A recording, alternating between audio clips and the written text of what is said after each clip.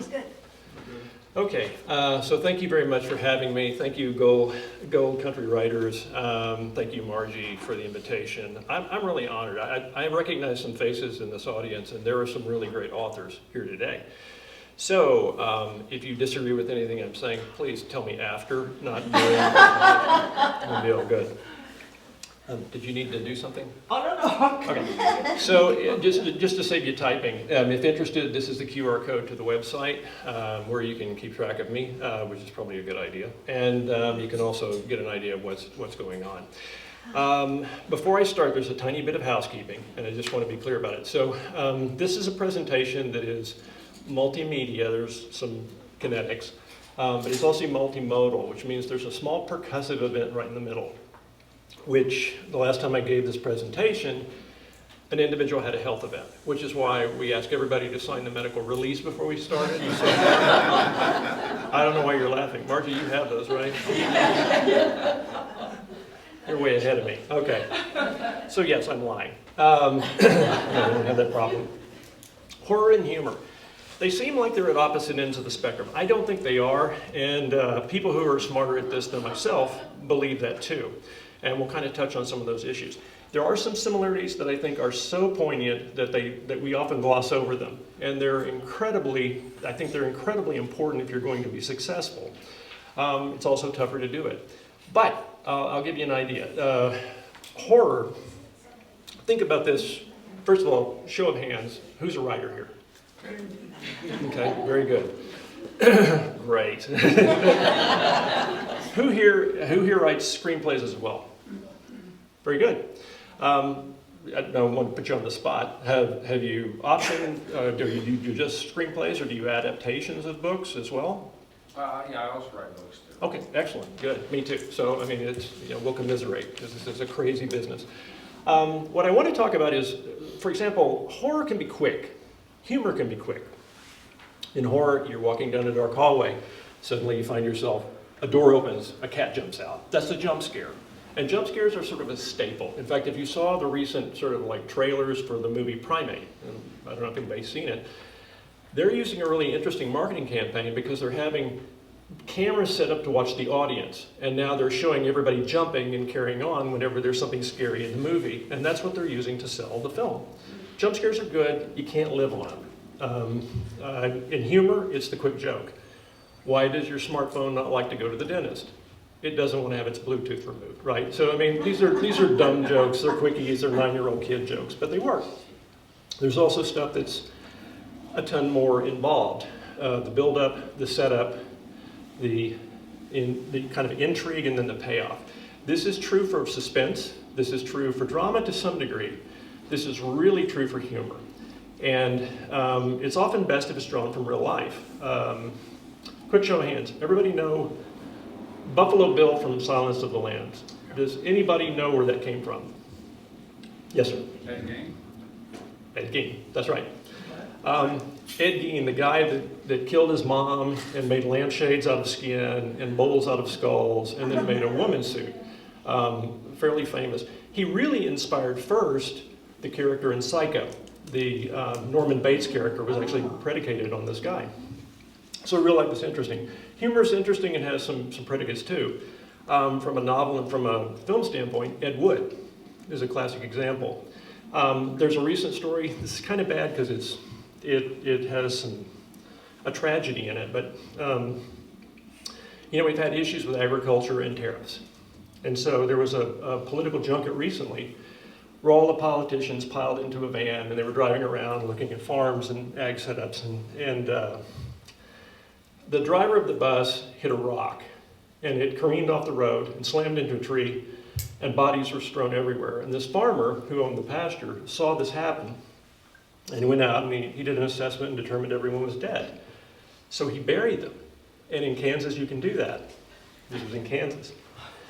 And then law enforcement came out and said, "Where are all the bodies?" And he said, "Well," he goes, "I buried them." And he goes, "Well, I hope they were dead." And he said, this is the old farmer, and he said, "Well, a couple said they weren't, but you know how politicians like to lie." So that didn't really happen. But we can dream. So this is kind of my compendium. I'm going to try the laser for a second, see if it works. No, it doesn't matter. This is my compendium of stuff. And as mentioned, Sun City was the first novel. It was based on an experience I had at the Austin Film Festival. This was Georgetown, Texas, and I was staying with a friend who's a retired 06 at Sun City, one of the retirement communities. And the culture and the behavior there was so incredible, I thought, this has to be a book. And so I wrote the book. I thought nothing's going to happen with it. I had a great editor, Kathy D. If anyone's ever looking for an editor, she's a wonder, and she's so kind and so great. The kind of follow-on to this was that it did win the 2022 Bibo Award, which was a total shock. And recently I just had a conversation with my representation. Dean Kreistic is a great agent. And if you have any complaints, he needs to hear them. Don't worry about sending them to me. But Dean's great. He also represents a lot of stuff in the horror and suspense realm. And so for me, I wanted to take something with Perspectives is a story of the world's greatest horror writer who is attacked by a deranged fan. And while he's recuperating, he decides to mentor this strange young woman. And her behavior is so odd when she arrives at his estate that a whole new threat and danger arises. And Perspectives was, for me, a metaphoric representation of what I saw kind of going on with patriarchy. And so I wrote this story to kind of represent that. I believe in Twain's quote, which is, there need to be more jokes than Jeremiah's, otherwise you lose the audience. And so I wanted to kind of bury it in the story of what I thought was a really kind of interesting dynamic, and it's pretty creepy. It was a 2024 Silver Falcon or finalist. I didn't win it, but I was a finalist, which was great. More importantly, the script has recently been optioned. So we're now in the process, one of the reasons we're in Vegas is we're in the process of kind of hammering out some of the details with regard to how they're going to make a movie of this story. I've learned one lesson, which is as a writer, the minute you give it up, you give it up. I mean, you no longer have control. But that part's great. I am also a director of sorts, and this is probably the best representation of a combination of horror and humor. You have arrived as a story of a young couple who are driving home, and the navigation system on the tablet in the woman's lap and the navigation system in the dashboard of the car start arguing about directions. And at first the couple's kind of amused, and then they become more alarmed when the machines start blackmailing them in order to get their way. So it's a 6-minute film. I just let it go. It did well at Portland and a couple of other festivals. But what I like about it is that it made some money, which is a shocker. It had its festival run, and it sort of went into dormancy. And then about 2-3 years ago, when AI started to emerge as an issue, I got a call from a tech company, and they were going to have a conference, and they decided to have this as the opener. It's only 6 minutes. And I said, how much do you want to pay? And they said, well, how much would it be? And like an idiot, I said, oh, $1,000. And they said, okay. So if this presentation is worth nothing else to you, negotiate better than I do. So this is the most recent. It's not out yet. We're still in the process of editing. It's The Mayor. It's based on, it's a teaser and a proof of concept for a much bigger horror story called Shadow People, which is about sleep paralysis. And that's a really big deal. People will wake up and kind of between the state of being asleep and being awake, they'll be paralyzed. But interestingly enough, and it's like 87 million people have experienced this according to WHO. And so the thing that's really kind of crazy is all of them report seeing a shadowy imminence standing next to the bed. Now that's pretty creepy. And it's a gift, right? Because it's a true story. So we're working it. I think it's going to be interesting and really creeps me out every time I go into the editing suite. So it'll be good. More scary stuff with humor. These 2 books are nonfiction. Prepare to Defend Yourself and Navigate the Healthcare System and Escape with Your Life book came about because my wife was almost killed by a medical mistake. And I'm a doctor. And I was really upset about it because it wasn't like a complex medication error. It was because it was shift change and somebody just didn't read the orders, right? Common stuff, human error. So I was upset, but I said I wanted to talk to the administration, and I was told by the administration I could write a letter. And I said, well, I can do better than write a letter. So I wrote a book. And Texas A&M published it, and it was Library Journal's Best of the Year for healthcare and consumer advocacy. So it was a really big honor. I'll confess, I used to be a cartoonist in a former life. And when they found out about it, they said, you know, this book is really serious subject matter. Could we get an illustrator? And they said, you used a cartoon. And I thought they were being flattering, right? And then I realized this means they don't have to pay an illustrator. So that's how I got sort of drafted into doing the cartoons. The second book was really about the broader element of senior advocacy and social issues. And it received some really lovely nominations. But this is really not about this. Both of them are talking about serious matter. They leaven it with humor. And I think that's critical. This is all the stuff I was talking about. I'll just throw in really quickly that Dean Kreistig, wonderful agent. If you write thriller, if you write suspense and horror, if you go to Killer Nashville, Rick will attest to this. He's really a wonderful person and a great representative. Oh, I'll take pictures. All right. This can't be just about me, so we're going to have a test. Everyone studied, right? Okay. All right. So, this is a pitch for a movie, and I'm going to give you each line individually. And you tell me by show of hands if you think it's horror or humor. Got it? Okay. So here we go. A group of horny teenagers head out to work at a summer camp. Horror? Yeah, could be. Yeah. Every horror movie I've ever seen starts this way. Okay. Who thinks this could be humor? Yeah. And it's okay if you put both hands up and put them up all the I don't care. It doesn't matter. It's great. All right. Pranks then ensue, and there's nudity and stolen underwear. Horror? Depends on the people. Okay. All right. So, okay. Humor. All right. Soon, though, an uptight authority figure takes umbrage and decides to put his foot down and stop all the sexual fun. Horror. Humor. Oh, this is a funny bunch. All right. Try as he might, the kids keep on sneaking out to the bushes for rival fun. Horror. Humor. All right. Now, next line. Then he gets an axe and kills them. Horror. Humor. All right, well done. But there's a twist, right? Because, and this is important because every great story, according to R.L. Stine, has to have what? A great twist.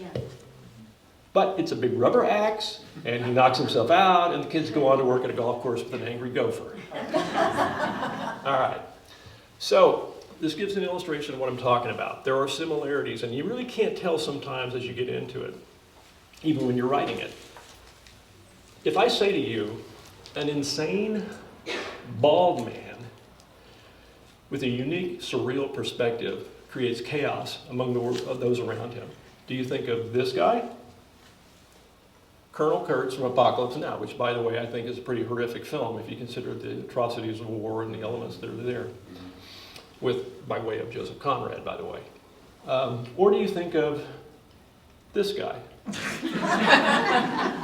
Another insane bald man with a surreal perspective who creates chaos among those around him and goes, nyah, nyah, nyah. And I only put this in here because I wanted to go, nyah, nyah, nyah. So there you go. All right. So this is the meat of the presentation. Comedy, really the big deal is you're shooting for laughter, right? Or amusement, or even quiet amusement, depending on what you're using. Horror shoots for the screen. But the interesting thing is, even the vernacular of comedy and horror are interchangeable. If something's really, really funny, we sometimes say it's a scream. There's deadpan humor. There's gallows humor, which if you work in healthcare, you understand completely. There's lots of these elements that sort of interchange. This piece in particular, since I don't have the laser, I'm using my finger. This piece about it being personal is important because what may scare you or make you jump, I've got relatives who would sit there and go, well, that's not very scary or that's not very funny. At the same time, what is really important is that it is built into our DNA, both for humor and for horror. And show of hands if you've heard of a Moro reflex. And Rick, you can't do this because I already told you. Okay, so bear with me, I'm just going to go ahead and elaborate. So the Moro reflex is one of the most primitive reflexes in a baby. And so if you want to have fun with the neonate, no, I'm not saying that. If you've got a neonate, one of the things we do when we're first evaluating them to make sure they have neurological integrity is we hold the child, head in the hand, and you do a little precipitous drop. Nothing crazy, and the baby does what? Like that, right? Okay. So that says something. And in fact, I had a professor in medical school that had this big boisterous laugh. And whenever we would go into the nursery, he wasn't doing it intentionally, but something would strike him funny, and he would go, ha ha ha ha ha. And above the bassinets across the room, you see all these little hands go up like that. And I always thought, this guy should run for office. There's all these votes out there. In any case, timing's important. I talked about the twist and kind of the unexpected and the goofy anecdote about the farmer burying the politicians. It all hinges on the last line. It's always the little twist, the unexpected thing at the end. So, comedy and horror both are tougher to write, and I'm going to champion them a little bit because a lot of folks like to write literary fiction. There's nothing wrong with it. It's moved the human condition needle forward quite dramatically. But I like to think of literary fiction as somebody standing at the sink, washing dishes, and thinking about their life. Horror and humor, something's got to happen.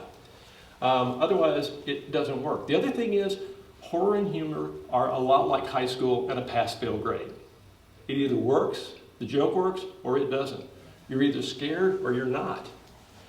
Drama, it's a sliding scale. I mean, you can be kind of dramatic and people go, well, it was pretty thoughtful. I liked it okay. Horror and humor, no way. You're doomed or you're success.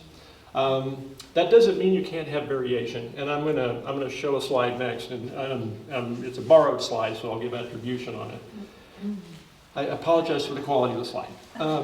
But what I like about this is obviously a log flume ride, and you see a variety of responses. You see people laughing, and they're being scared, right? Horror and humor, same thing. Okay, but what I really like best is this lady right here. That is not the response we want, right? No matter what we're writing. I like to think that this woman was probably a literary critic. And she must have sinned, and then they reassigned her to review log rides. So that explains the expression. As I said, all this stuff is true. What does this mean to you as a writer, or an artist? And I'll let you think about that for just a second. I think it means that you have a bigger risk. You're really putting yourself out there. It's safe to be within the dramatic realm to some degree. Because you can always say to yourself, well, they just didn't get it, or they just didn't really appreciate how deep I am. If you're in humor and you're in horror, if they don't respond, that's your grade, and you're stuck with it. And the same thing is true with thriller. If they're not intrigued enough to stay with you, and a lot of you guys are thriller writers, and a lot of you guys are suspense and mystery writers, isn't that true? If they don't buy in, if they're not invested in it, if they don't have that objective correlative, and we'll get into all that stuff in a second, then you have nothing. So I think it's important. I also think that there's no respect for the genres, and I think that's wrong. I thought these numbers were incredible. So there have been 98 Best Picture winners since the Academy, or since the Oscars began, right? 20 of them are comedy. And they actually co-locate comedy and musical comedy together. So if you take the musical away from it, then you end up with 10, which means you're already fighting an uphill battle for respect, for validation, for appraisal. I think there's a reason for that, and I think that's because humor and horror evoke a visceral response. It's undeniable. And for a second, you took the audience over. They reacted. They couldn't help themselves. They had to. You're nodding yes, and you've got the best shirt I've ever seen, as you know. So, but I think it's incredibly important to think about that in terms of you're taking on a much bigger animal in terms of writing horror. You're taking on a much bigger animal in terms of writing humor.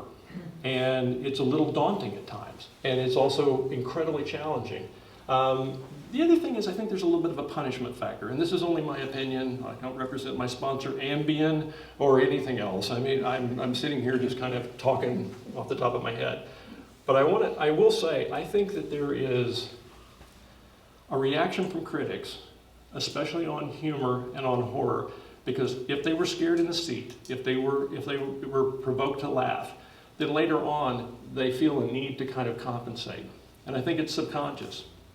So if you write this stuff and you're hoping you're going to win Book of the Year, God bless and good luck. I hope you do.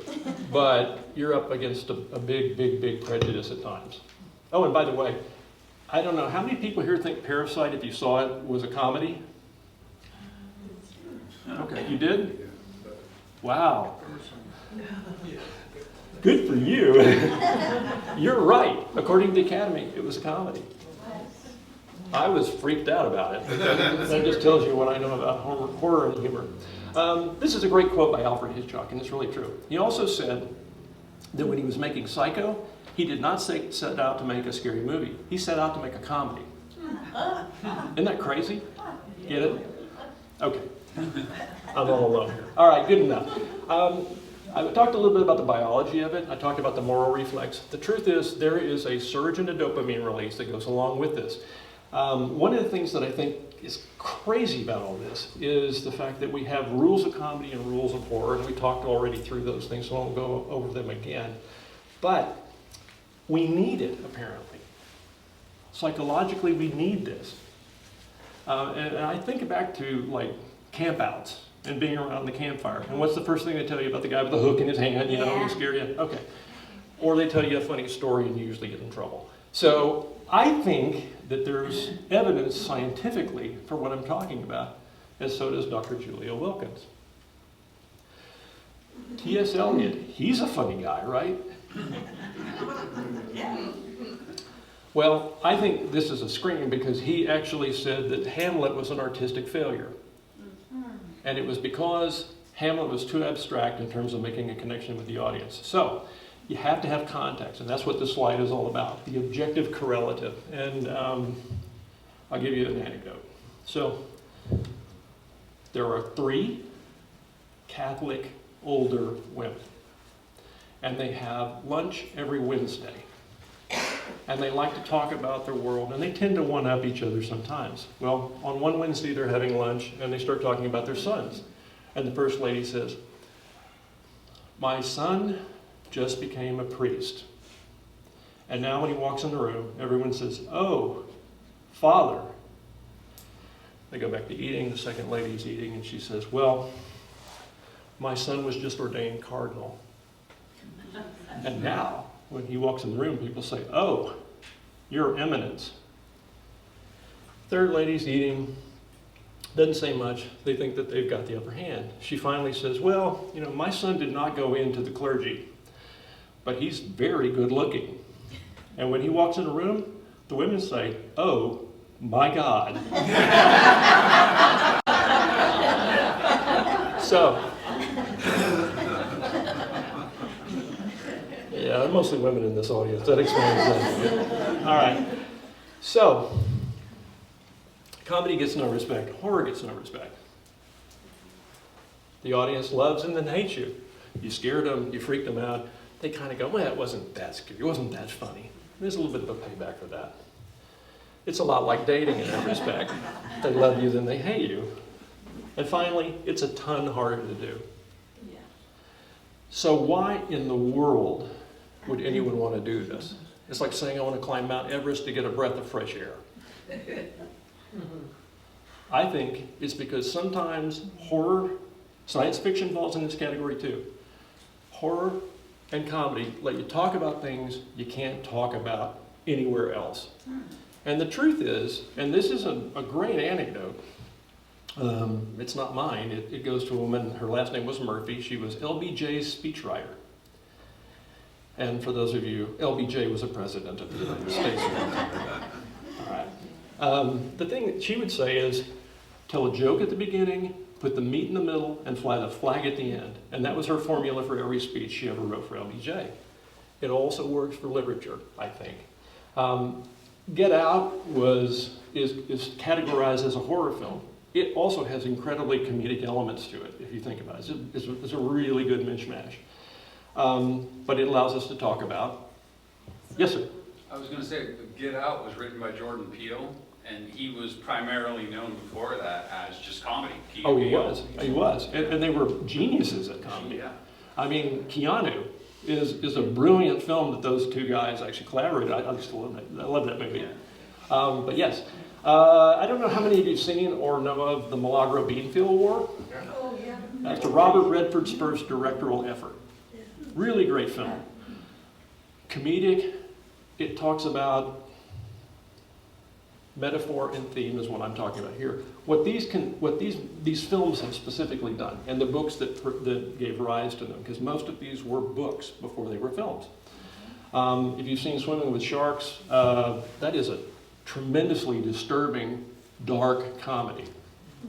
I don't think got the credit that was due, but it allows us to talk about a vast variety of social ills that otherwise we could never really get an audience to pay attention to, or people would be off-put. If you said to them, we're going to have a discussion today about social inequity, half of the folks are going to go, oh, and some of them are going to go, yeah, and some of them are going to go, I'm going to sleep, and all things will happen. But if you wrap it, it's like giving a pill to your dog. If you put it in cheese, the dog will eat it. If you wrap your theme and your metaphor in something that's easily accessible to an audience and hits that objective correlative and it really works for them, then they're going to love it. In the little anecdote about the Catholic moms and the sons, I said Catholic, you had an image. I said moms, you had an image. I gave an age, you had an image. So before I even got into the rest of the story, you had the context for those characters, right? I mean, I'm overanalyzing a goofy joke, but the point matters when it comes to literature. So you can pick your ism, any ism, and to quote Ferris Bueller, I'm not into isms.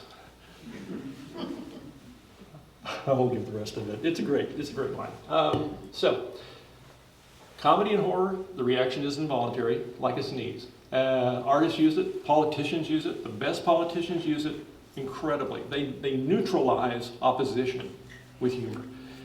Even if I disagree with you about something so fundamental, but you're funny and you make me laugh, that biological thing happens, and I'm no longer as much of an enemy. I may still disagree with you in terms of topic, but we just connected as a human being because you did something, it took me over for a second, made me chuckle, and I've relaxed, if that makes sense. Yeah. And people are nodding, and I think that either means they're sleepy or they're... I'll go with you agree with me. So, what are our staples and what are our standbys? Well, revenge is good. I'm big on revenge. Not for anyone here.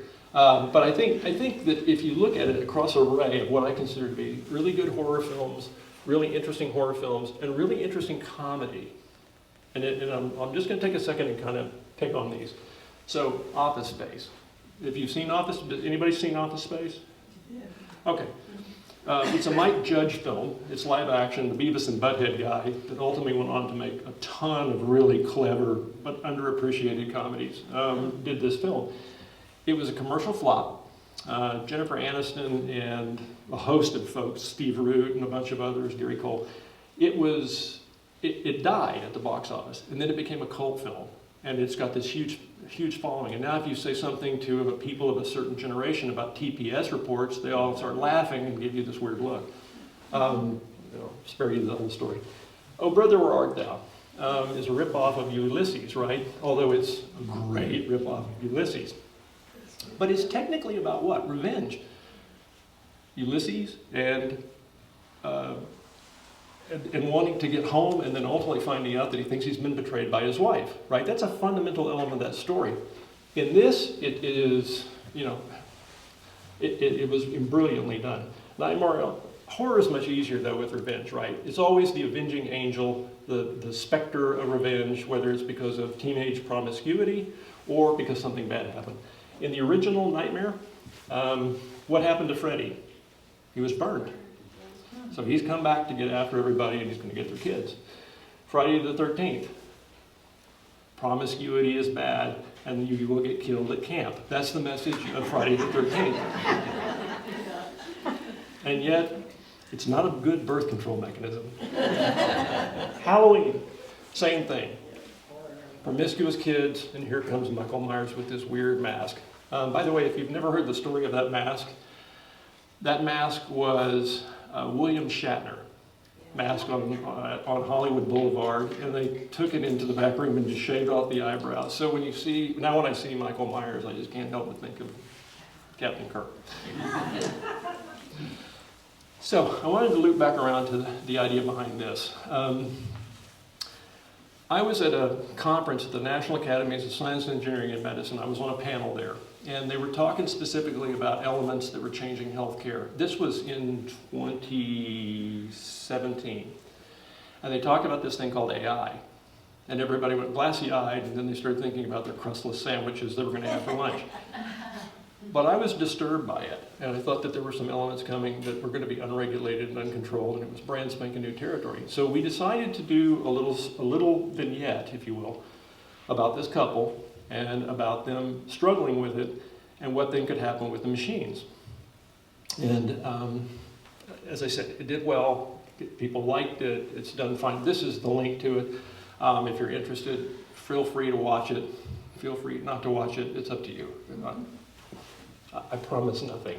I will say that in terms of horror and humor, suspense and thriller, I've melded this people in America. There's a quote from Nell Harper Lee where she said, and it was right after Mockingbird, and she was asked a question at a meeting, and she said something about,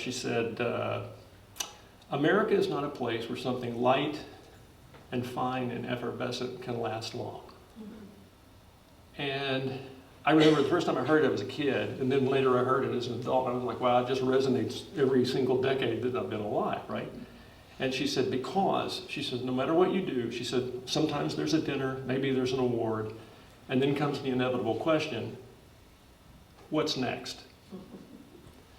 So, in answer to the question, what's next? This is what we're in the production of right now. Margie mentioned that I'm in Vegas these days, and that's because we've been working on audiobooks. And that's been a brand spanking new, bold adventure in the surreal. But I managed to get great talent, and I have a wonderful, wonderful sound engineer, Eric Duramballier, who works out of National Southwestern Recording. And that's the studio where some of the Rat Packers did their thing. It's also a studio where, if you know a band called The Killers, they cut their first album. And when I found out that they actually had been the performers at the Rock and Roll Hall of Fame induction for Warren Zevon, who I love, I was like, wow, this can't go wrong, can it? And then I thought, well, we're working with my material, so we'll see. This is coming out this summer. We will release the book as well as the audiobook at the same time. It's about, you can read it, I don't need to read it to you. It's about a contract killer who goes to Vermont to kill a producer whose last flop lost Russian mob money. And as soon as he gets there, he finds out that his cover story to get in has been greenlit by the very guy he's supposed to kill. So now he is stuck in Stowe, Vermont, until he decides how his own story will end. So there's elements of horror in it. I think it's fairly funny. I've had some test readers here, and I heard a mention, I'm just going to throw this in, I hadn't planned on talking about it, but there was a discussion about critiquing. You guys get together and there's like a critique group, or you read each other's writing and stuff. I can't tell you how valuable I think that is. If I was left with just what I thought on the page when I got done, I would have terrible stuff. I mean, just atrocious, embarrassing things. I often find, and I've been great, I actually attended the Stowe Story Labs in Vermont. I didn't kill anybody, and I didn't go try to kill a producer, but it did inspire some things. I will say I came away from that with some wonderful colleagues that I've stayed in contact with constantly, and we back and forth our work. And it's the Prussian Saber Club. Those folks are unrestricted in their commentary, and I am too, And we really appreciate nobody gets offended. It's not personal. The idea is we're trying to hone down that story to make it the very best thing we possibly can, because the world is going to be a lot tougher on us than we are. And so the criticism, in the truest Latin sense of criticism, is that we're trying to actually help the individual improve. So very good stuff. I'm a big fan of it. These QR codes, if you want them, one takes you to my blog. Feel free to, again, you can keep track of what I'm doing, and potential arrests and things like that will be posted there. These are the other links for things and way to get a hold of me. I'd love it if anybody here is interested in staying in touch. I'm going to open it up because we've had to listen to me way too long. But I'd love to have your feedback. If you think I'm crazy for this, I'll give you the mic. If you want to chime in and agree, I'm happy to hear that too. So, any questions? Yes, ma'am. I would just like to know how you feel Stephen King does combining humor with horror. Well, I think he does what. So in that slide by Dr. Julia Wilkinson, she talks about the fact that there's this relief factor that has to happen. And I think Stephen King does it really, really well, because what happens is he builds up the pressure, and then there's usually this little moment where you catch a breath. And then he takes you into a far worse scenario. That's genius, right? But more importantly with Stephen King is he's also you're next. He's a great writer. If you strip all the horror stuff and the humor stuff away, he's just a great writer, period. Because I look at things like Stand By Me. I look at some of, The Body, which was the story that generated Stand By Me. If you look at those things, this guy's craft as a writer is sound as can be. He could write anything else. But when you then compound it with this balance, then I think you've got something that becomes epic. And so I think he's brilliant. I think he's a masterclass every time I read one of his stories or his books. Yes, sir. What you said about Stephen King is been game-changing for me, because I've read about 10 or 11 of his books so far, and one of the things that blew my mind about reading him was how you took a book like Pet Sematary, and his descriptions are hilarious. Yeah. Like, he has so many, and the bad stuff, for sure, but he just, I never realized that you could write horror like him in that sense, or like you could, where you could be funny still and have those two components together. So that was game changing. Yeah, I think we all would like to write like him. I think the other thing about really anybody that writes.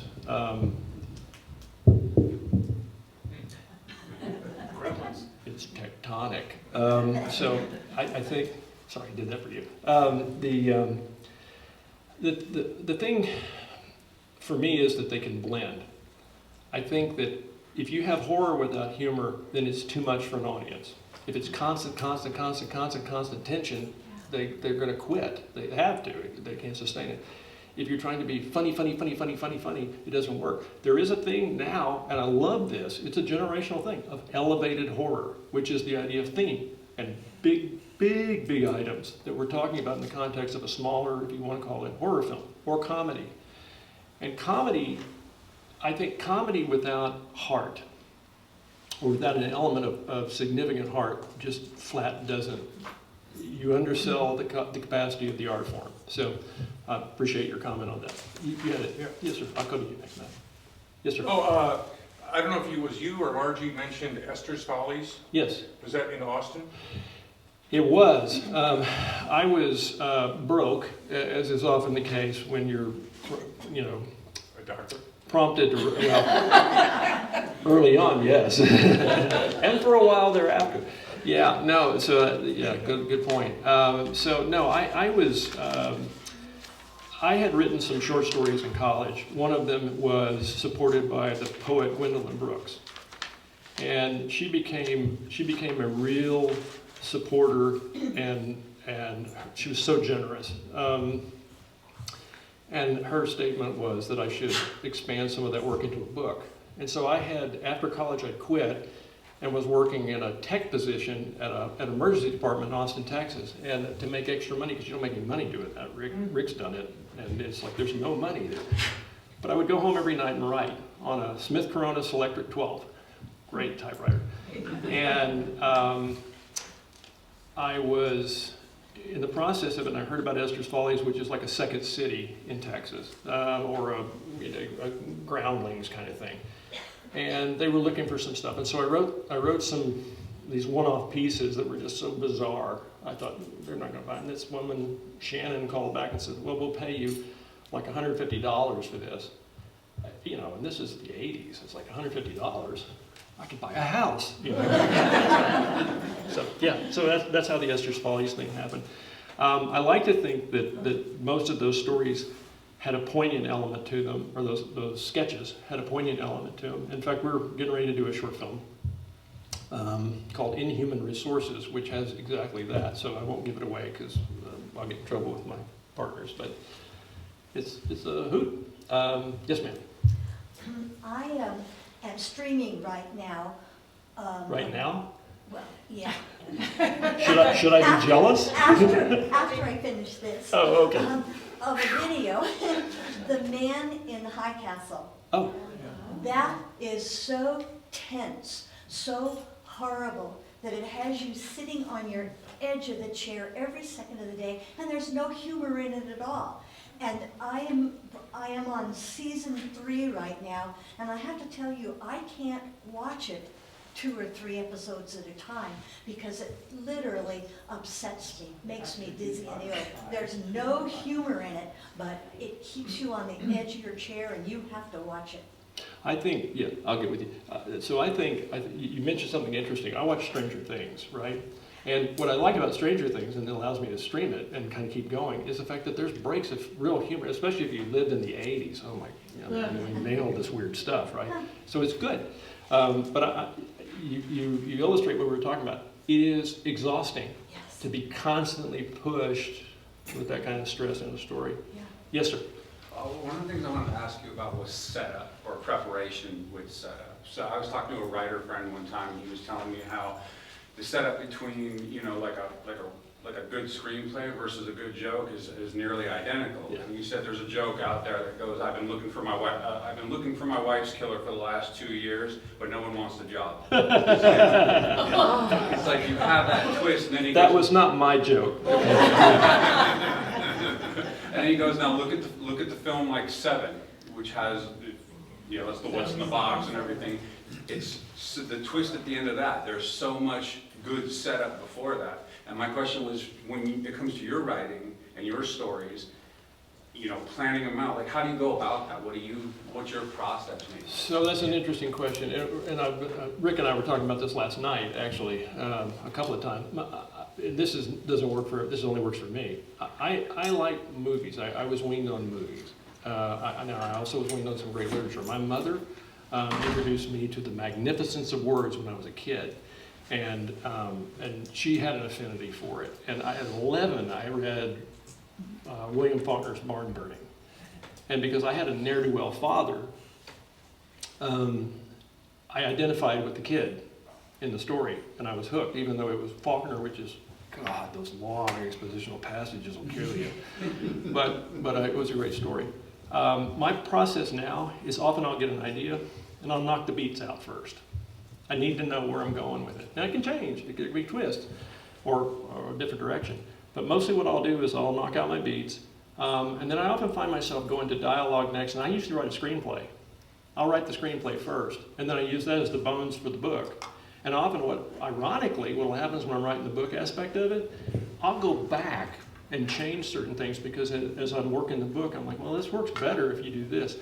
The other thing that I find really interesting is that, and as a screenwriter, you'll appreciate it, and if any of you get into this, if you write the book and they buy the screenplay and they decide to turn it into a musical, which you didn't want in the first place, that can happen. You still have the book, and if someone comes back and says, boy, that movie was terrible, you can go, hey, my artistic vision is here. So it's a safeguard. So that's kind of my process, and it only really works for me, but that's how I do it. Yes, sir? Well, I was just going to mention that about writing the screenplay first. I actually reviewed Matt's book for the Silver Falchion for Killer Nashville. And the check is in the mail. Yeah, right. And I'd read about 8 or 10 books, you know, and I put up the rating sheet and I sent it in and stuff. And his came up and it was disconcerting because there were no chapters. was the scenes. And then it took me, we finally got conscious, I said, well, you know, 'cause I read by, okay, I'm gonna fall asleep after the third chapter, so I know where to stop. But it was just, wasn't continuous, but they were all scenes. I said, why'd you do this? He said, well, it was a screenplay, I made it into a book. Yeah. Very effective, once you realize what's going on, yeah. Interesting. Yeah, and it's the review for that book, which was very generous and nice, was that it was a Girl with a Dragon Tattoo meets Misery. So, I don't know what this.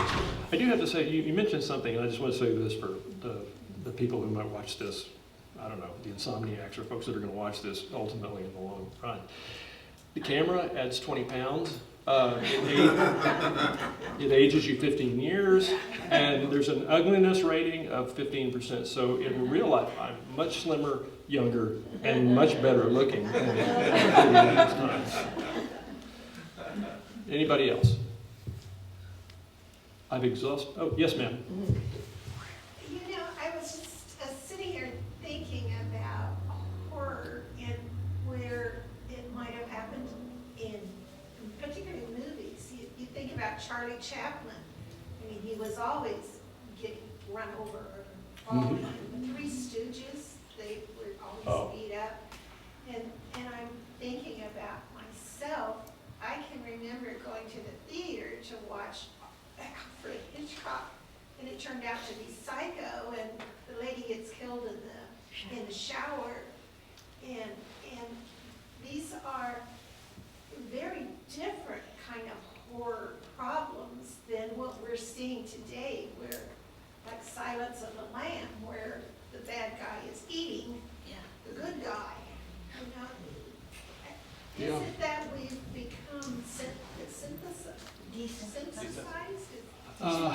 Decent. So that's a whole new lecture. But you raise a great point. The truth is, so I'm anticipating that there's going to be a rash of AI movies coming out, right, really soon. And you see this thing where the Chris Pratt movie that's being premiered right now, and he's got to prove himself innocent, right, which is a flip on our constitutional mandate. You're innocent until proven guilty. In this case, you got to prove you're innocent. And he sits in a chair, and he's judged by an AI judge. That's the movie. So I think there's going to be more. Horror is timely, and it follows society. And some of the things I was saying about horror and humor, that you can write about anything if you want in those two genres because you can get away with it as opposed to just directly talking about it. I think that's what we're talking about here, which is that horror morphs with societal ills. Humor does the same thing. There's a very famous comedian who said that humor is simply anger turned inside out. And I think that's a great comment, and I think it's really, really true. Yes, sir? Just what she was touching on with the whole idea of, we talked with Silence of the Lambs and stuff like that. And I was a big horror fan growing up, and I watched a lot of like Texas Chainsaw Massacre and stuff like that. So what always struck me though was the moments that were actually funny, and I don't mean like ha-ha killing people. I mean like I brought up Seven earlier. There's a part in Seven towards the end where they find a dead dog, and the serial killer looks around and says, "Deadpan." I didn't do that. Yeah. It's like it always strikes me how horror can still be funny comedically, and it makes me like reflect on the fact that like with jokes, there's always an element of suspense, like in comedy and in horror, and it's just, the twist is either it's terrible, which tends to be horror, or it's funny, which tends to be comedy. Would you say that? I think that's absolutely true. And in Seven, it's interesting. Earlier in the film, there's a scene where they invite Morgan Freeman's character over for dinner. Yeah. And while they're there, they realize that the L train runs right past the building, and the whole house starts vibrating, and the plates are moving around, and he starts laughing uncontrollably. It breaks the tension because this has been such a heavy story. I think it's critical, and I think the more intense the horror, the more intense the relief needs to be from the joke. Yes, sir. Yeah, I think that with the humor, you relax, and then when the horror hits you twice as hard. Yeah. Because It's like boxing in a way. You feint with the left and hit them with the right, right? Although we shouldn't be hitting people. I'll go to him first and then you hit next, ma'am. Yes, sir. I just want to make a comment about how the combination of horror and comedy has been used really well in advertising. If anyone remembers the old Got Milk advertising campaign. Yeah. That's absolutely, so commercials, well, I'm not a big fan of commercials because they sell me stuff I don't need. I will say that I think that if somebody really wanted to get an idea about how to get up to a punchline, if you will, both horror and in humor, commercials are a way to do it because they are so compressed, and the development of the material takes place in our heads. We're shown a few images and we interpret it and then broaden and extrapolate it, and it's in 15 seconds. So we get an entire scope of story. Yes, ma'am. I think humor and comedy, either one, there has to be a human element to that. And what I was thinking about is I recently read the book Billy Summers, Stephen King. Yes. And by the middle of that book, I was with him. I mean, I don't think it's right to go around killing people even if they deserve it, maybe. But I was with him. I mean, he had my emotions to the point where I justified what he was doing. That's genius. And I think that is genius. If you I can touch someone's emotions and get them to go with you. And then when the book's over, you think, well, that wasn't very nice what he did, but I was enjoying the ride. So, we talked a little bit about revenge as a theme. The idea is if you hurt the bad guy, in fact, so let's talk bad guys, because that's my favorite subject is villains.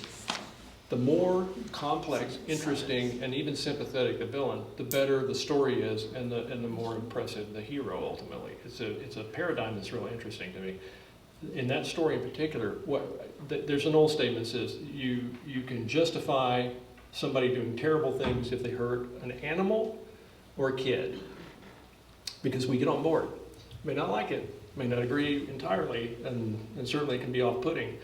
But we've got to have something where we make that connection, that link, that objective correlative, that circumstance that allows you to get invested in that character or that story.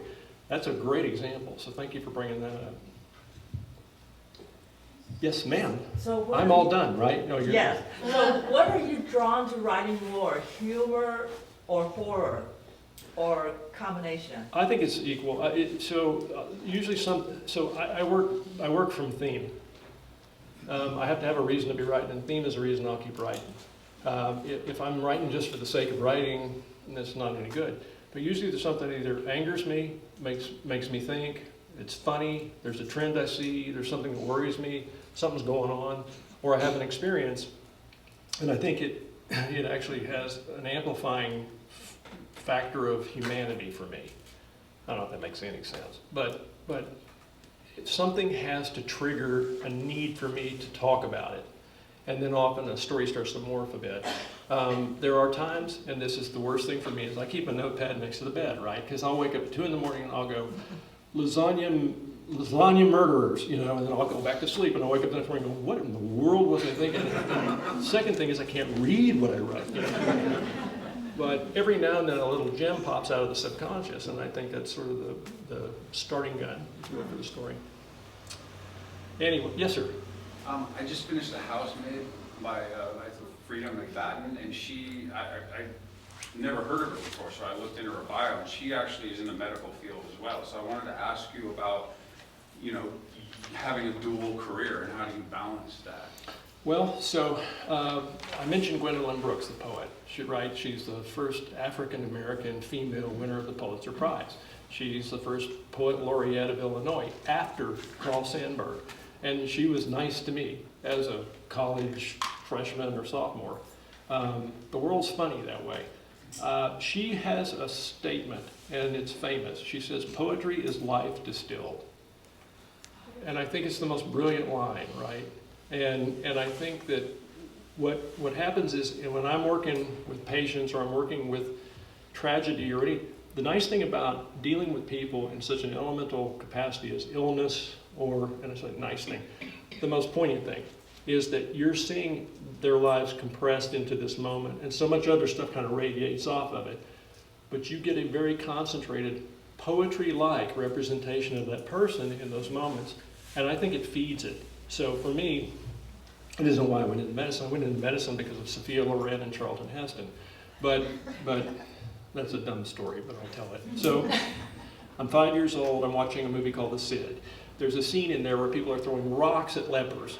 And I was a tender-hearted kid, so I start crying. And my mom comes out of the kitchen. You know, this is the 60s, so my mother it's a 60s mom. And she's like, what's wrong with you, you know? And I said, well, they're throwing rocks at lepers, and it's upsetting me. And she said, well, if you became a doctor, you could heal the lepers, and they wouldn't throw rocks at them. And she goes back into the kitchen. And it stuck. So yeah, I think they feed each other. And I blame it on my mom. Yes, ma'am. I would agree, like her comment on Stephen King, you know, if you don't want people going around killing homeless people, cure homelessness. And that speaks to what you were saying earlier about the social ills comment, you know. Yeah. We're really addressing social ills, but making it funny or making it grotesque, you know, graphic, horrible, yeah. And what you just said makes me think, it also puts it into a context for you to then say, well, what, okay, I got the thrill of the story, I got the interesting paradigm here. What do I go away from with this story? And the idea is, well, it's a social ill that needs to be fixed. It's a subtle way of kind of slipping in a bit of a mandate sometimes. That's a really good point. Thank you. Whew, you guys are, yes sir, and I'm getting the hook. No, I'm not getting the hook. I'm getting the hook. In a few minutes. I would like to beat the hook, and so thank you very much for having me. This was a real